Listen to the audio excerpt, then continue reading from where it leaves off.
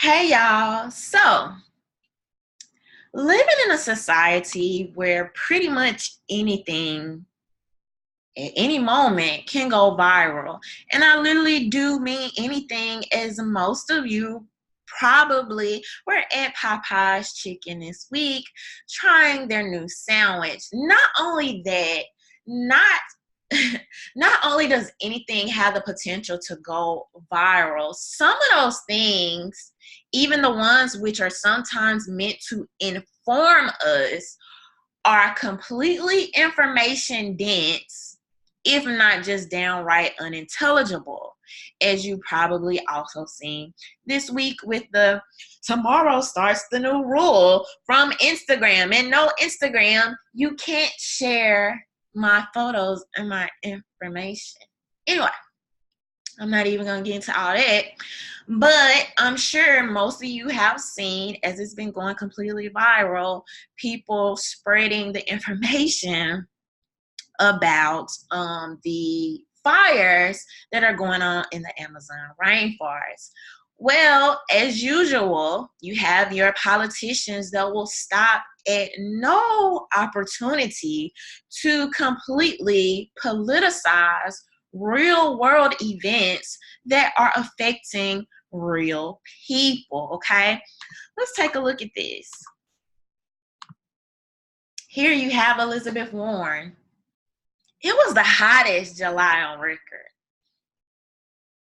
even though this has completely nothing to do with the fires. Our glaciers are melting at a record pace, and now the Amazon rainforest is burning at record speed. Make no mistake, this affects all of us. We must take bold action to stop climate change now. And then you have Chuck Schumer. The Amazon rainforest has an essential role in curbing climate change, but it's burning at a record rate. We must take meaningful action to protect our planet and put an end to these fires.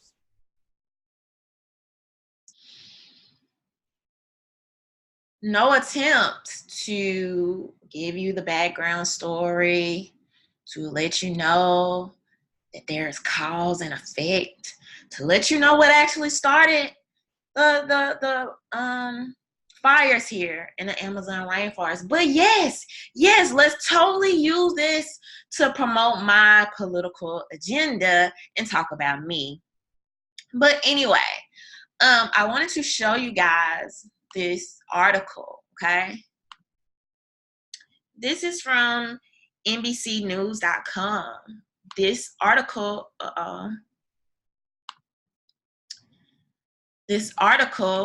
titled, "We are in great danger.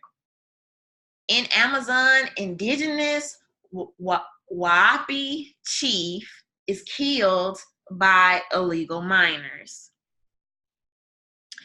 They're paying with their lives, a human rights activist says about Indigenous groups trying to protect the rainforest from mining and agribusiness.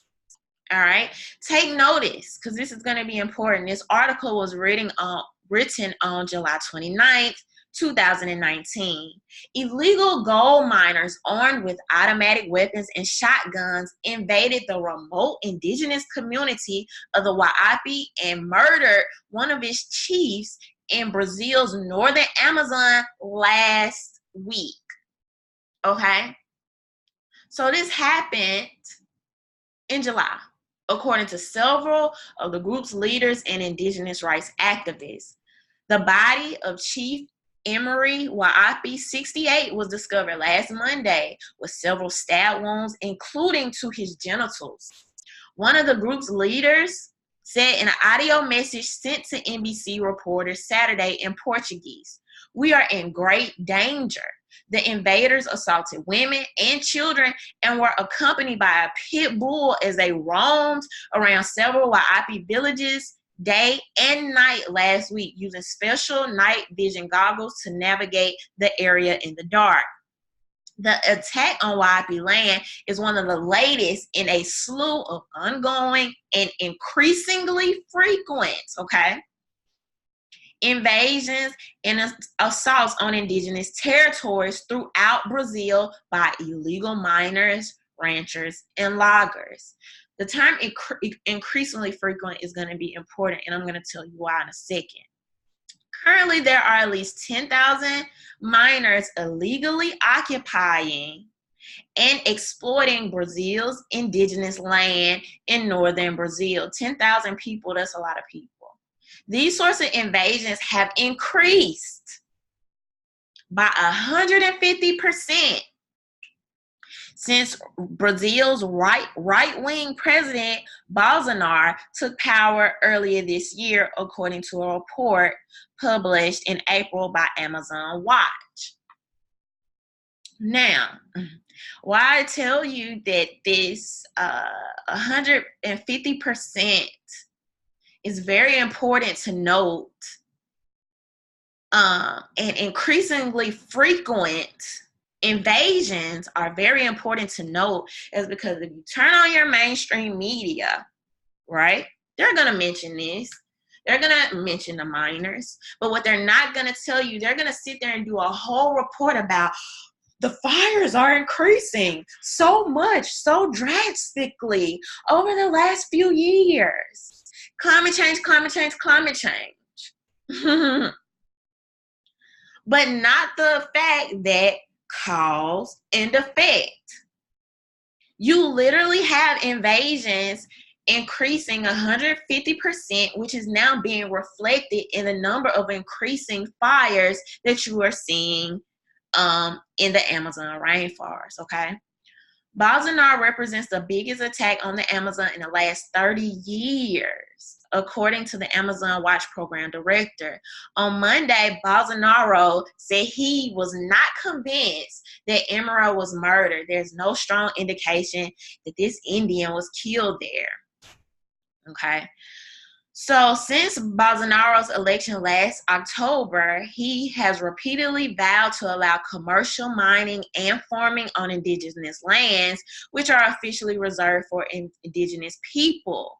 Exclusive use under Brazil's constitution since 1988.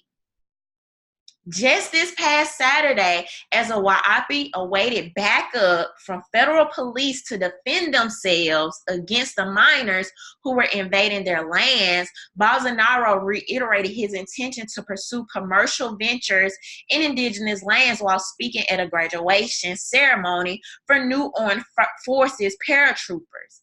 He said he intended to partner with the First World to pursue such commercial projects, and that his recent decision to nominate his son, Eduardo Bolsonaro, as Brazil's ambassador to the United States is a strategic move to ensure this happens, all right?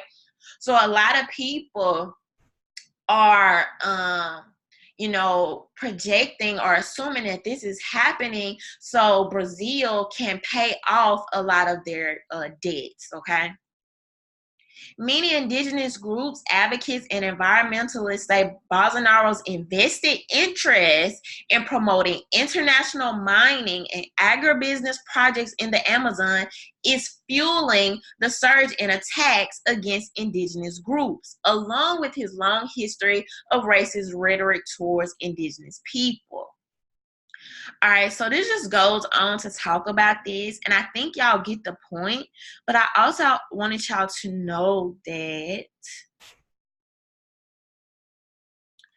they said these invaders are committing illegal activities and should be arrested, prosecuted, and fined. She said, suggesting there be paid federal employees stationed on indigenous lands to help monitor and protect vulnerable groups like the Waiapi. The community remained completely isolated until the 1970s, when it was nearly annihilated by a measles outbreak spread by illegal miners who got access through a new road, okay? So literally since the 70s, these people have been attacked by invaders, okay? So it's somewhere in here, and let me see, maybe it's on down.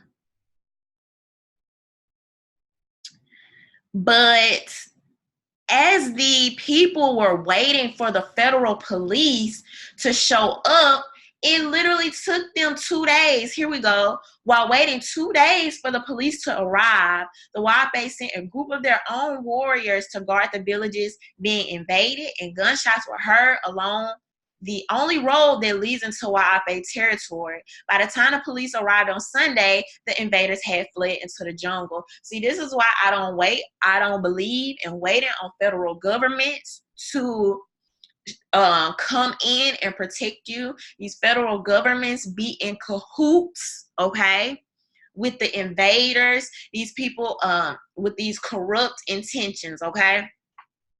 So the Wape people basically took it into their own hands, and they sent their troops, they sent their people to protect their borders, and the invaders basically ended up fleeing. All right. But you might ask why this is going on, why this is happening, okay? There is a lot of oil in the Amazon rainforest. There is a lot of there's a lot of natural resources in the Amazon rainforest, and you have a lot of people with intentions of going there, pushing these people out, okay, pushing them out, moving them out, and taking over those resources. So now all of a sudden, here come these fires, and the worst fire that we've seen in the Amazon rainforest. This is not by coincidence, okay? Just recently, you had the Waorani people who won a landmark legal victory against the Ecuadorian government, all right? 500,000 acres of Amazon rainforest protected from oil drilling. This was just back in April, okay? The Waorani people of Pastaza won a historic ruling in Ecuadorian court protecting 500,000 acres of their territory in the Amazon rainforest from being earmarked for oil drilling. The decision by the 3-judge panel of the Pastaza Provincial Court immediately voids the consultation process with the Waorani undertaken by the Ecuadorian government in 2012, indefinitely suspending the auctioning of their lands to oil companies. So you literally have the government working against the indigenous people, auctioning their land off to these oil companies. And basically what happened in 2012 was there was just a lot of corruption of what was going on with the government, that you had these 3 judges in 2019 decided to basically throw all of that out. And, they were basically trying to get over on the indigenous people. But this is a really good article as well, and I would definitely drop this below. But this basically set a precedent. These people here set a precedent for what the indigenous people were able to do as far as like being self-determined and protecting their land, protecting their families and their communities, okay? With these companies trying to go in here and extract oil and these natural resources. So this basically showed the other tribes living within the Amazon rainforest that basically they too have the right to protect their lands and things like this. So, like I told y'all, and this is, let me make sure I show you guys the picture of this tribe, okay? These are the people in this tribe who got this victory, going up, battling against these huge oil companies, all right? And you have people with international invested interest into getting into these lands and pushing these people out, all right? And you can see them here even sitting in the courtroom. And I'm going to drop all these articles below. But make no mistake, all right? Make no mistake. Let me get to the top of this article. make no mistake that this article written on July 29th, right? Today I'm doing this video. It's August 22nd. All of the media outlets are reporting that these fires started about 3 weeks ago, right? 3 weeks ago would have put us right around August 1st, a couple of days after July 29th, after you had these hundreds of minors being ran off of the property by the Wa'api people. Okay? Make no mistake what's going on here. This is not by accident. People are trying to lead the conversation with climate change when really it's about protecting these people's community and their families. You have a lot of corrupt organizations. You have a lot of corrupt people literally going against the government that's acting like they want to protect these people.